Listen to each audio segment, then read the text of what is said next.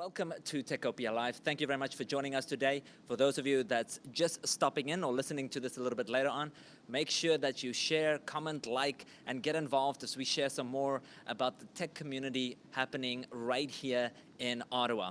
Now, since last spring, everybody within the tech sector and within the Canadian government has been wanting to speak to one man, and that is the Chief Information Officer with the Government of Canada, Mr. Alex Benay. So Alex, thank you so much for joining us today. Now, everybody's been wanting to share their ideas with regards to how to bring the public sector into the digital age. Now, you have recently, part of what you're doing is co-chairing the Cio Strategy Council. And can you tell us a little bit more, what is the purpose of this organization and what's your goal with that? Yeah, so the digital age isn't one that sees sectors the way that the analog world used to do. So you'd have the transportation sector or the financial sector or the government sector.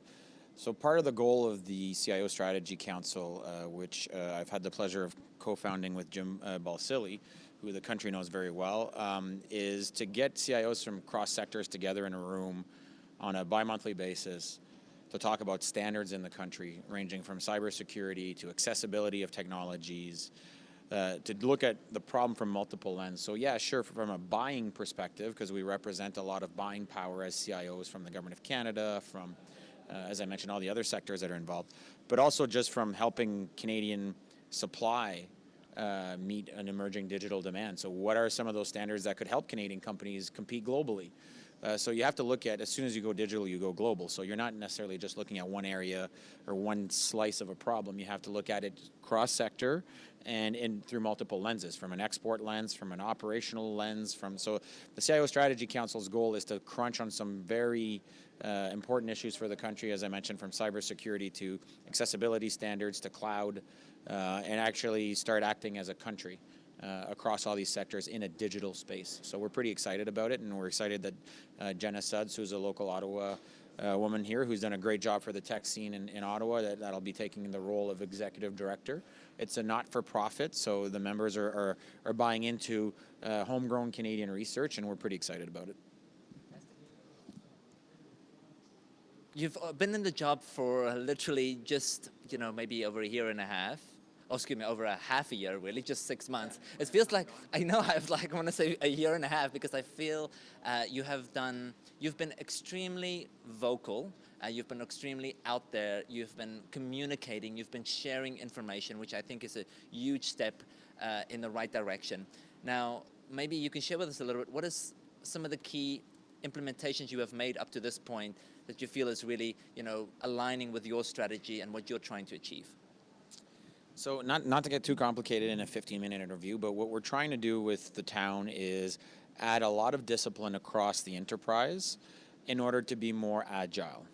And it's not an oxymoron. The worst comparison you could make it to is yoga. So if I was to go to a yoga class, not go routinely and regularly, and be disciplined about how I do yoga, there's a good chance I couldn't do half the class and be agile and flexible in the process. The same, even though it's a horrible analogy, would apply in the technology space. So we've never done enterprise architecture review. As an enterprise, we've not had the discipline. Now we have a weekly architecture review board that meets with representation from across the town.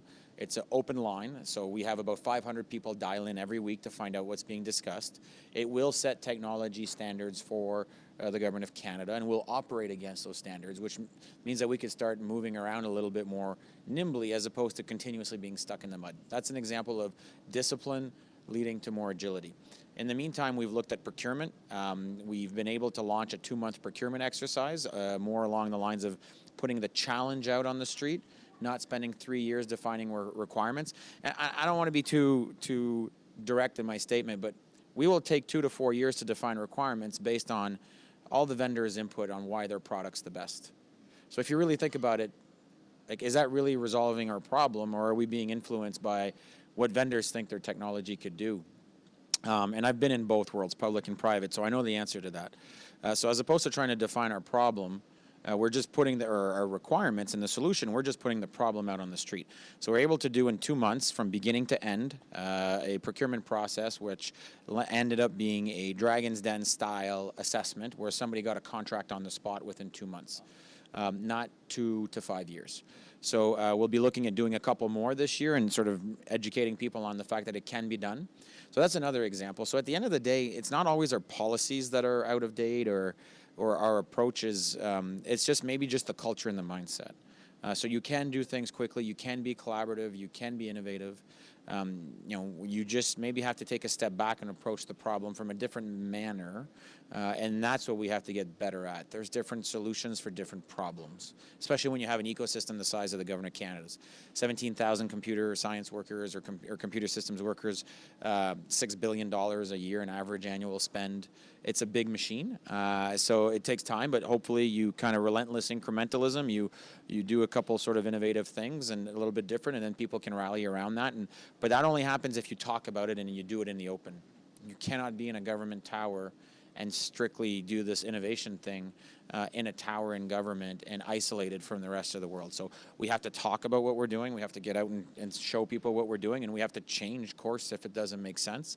And you do that by working in the open more, and you're seeing, I think, a lot more, at least tech sector people in Ottawa in the public sector starting to talk about what they're doing now.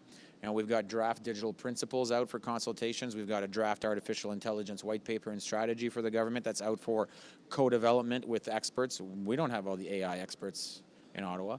You could even argue if we have really more than about a couple hundred, but yet we're federally funding AI development in Toronto and Montreal without necessarily always tapping into it from an operational Government of Canada perspective. So we just have to get out there more. It's not a question of bragging about the work, it's a question of trying to co-develop solutions with people. So all of those things are starting to happen. It's like I mentioned, though, it's a big ship, so it'll take a lot of time. Wonderful. Well, no, it's so difficult to kind of cram that all in such a short space of time here with us today, but I think you did a really good job in giving us a little overview of what's happening. Now, I love what you're, even the site that you shared with us, it's open.canada.ca. And it really, I think, speaks towards what you're trying to achieve. Is really that openness and communication and trying to engage with so many stakeholders and/or parties and companies for that matter. For yourself, though, we hear and what you're trying to do is change the attitude with regards to adoption within the government towards various aspects. How is that attitude? Is it moving as fast as you'd like it to move? And what can we do, or what can the government do to kind of improve that? Yeah, the government's a rule-based environment. Let's start with that. It's not the private sector for a reason, but you could argue the private sector is also a rules-based environment. There's certain things that are illegal. The big difference is in government settings, a lot of times, if you mess something up, you're messing with the borders, people's lives, quite directly. So the scale is different and the risk is different. So it's going to take time to change the mindset of one where in an analog world, everything had to be planned step by step, to a digital world where you may only want to do a little bit and then adjust, and then a little bit and then adjust. We're not at a point, I think, culturally speaking, where we could compare government to mobile apps. But from a digital service perspective, maybe that's the goal that we need to get to. We'll spend 5 to 7 years trying to design this big thing, and then after that, it'll fail big because it has to be 100% defined. Whereas you download an app on your phone, it's continuously improving every 2 to 3 weeks. That would be more the mindset we would need to adopt with digital services in a world that's changing so quickly. So I mean, that's a big shift in process internally, and the role we play at Treasury Board Secretariat is to oversee some of these projects. We have to change how we behave and the questions we ask, and you're starting to see that. Maybe chunk the work down a little bit more and be a little bit more nimble. And so that kind of a shift takes time. So am I happy with exactly where it is? Yeah, I'm seeing a lot of great things happen. But you have to keep in mind, like, this is a system that's been designed.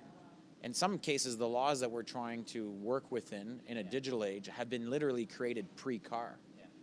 So there's things that are fundamentally opposed here. So that's the stuff that'll take longer because it's a tougher nut to crack. And if it was easy, it would have been done already. So, and that's the stuff that's actually fun to me. But all the cultural, behavioral part of it, you're starting to see Transport Canada has some amazing work going on. There's some really good work that historically has always gone on at Statistics Canada, but now in an age of big data, their mandate is blowing up through the roof in a positive way because there's such an impact. So, you're starting to see CBSA with apps online now. So that's been there. I think what ends up happening is we focus so much on the negative and the things that we hear around project failures that we don't always look at the positive stuff that has actually already happened and some of the things that are being developed now. So culture is a thing that changes all the time, so I don't think I can answer your question necessarily directly here. It's just we're going to have to keep evolving, and the question is how quickly we can change and adapt. That's more the key right now. Now, you just jumped into this occupation and you've been going full tilt. And now I'm going to ask you a question. Where I'm like, after your tenure, and that is like, years down the line, looking back at maybe something that you fundamentally want to either change or maybe a real problem that you'd like to solve. What would you like that to be for yourself? I mean, that's a big question maybe now, and that might evolve once again with time. But, what would you say that could be? I would love to have planted the seeds and the processes for government to transcend. What we're doing currently in e-government and digital government around the world, any government for the most part currently, is digitizing analog processes, which is different than doing digital government. So if you look like a country like Estonia, you can be a resident of Estonia and not necessarily step foot in the door. You could be a business in Estonia and not have set foot in the door because they've virtualized it. They have digitized the country. It is a digital country. It is a virtual country. Looking at Bitcoin as national currencies and things of that nature. So even like this concept of transcending services, and no, it's not the Johnny Depp movie because that scares people, but like this concept of actually literally changing how government operates because it has to. The banks are investing tens of millions of dollars in AI currently. JP Morgan last year did 360,000 hours of accounting work in 3 seconds. Our Canadian banks are investing a ton in AI now. We're nowhere in that spectrum. So we're supposed to regulate that industry though. So what happens when they're advanced in 3 years and we can't even have a conversation with them because we haven't transcended our business either. So we're at a crossroads here where the government worldwide, not just government of Canada, has to look at how does it become digital, not how does it digitize, but how does it become digital and how does it transcend?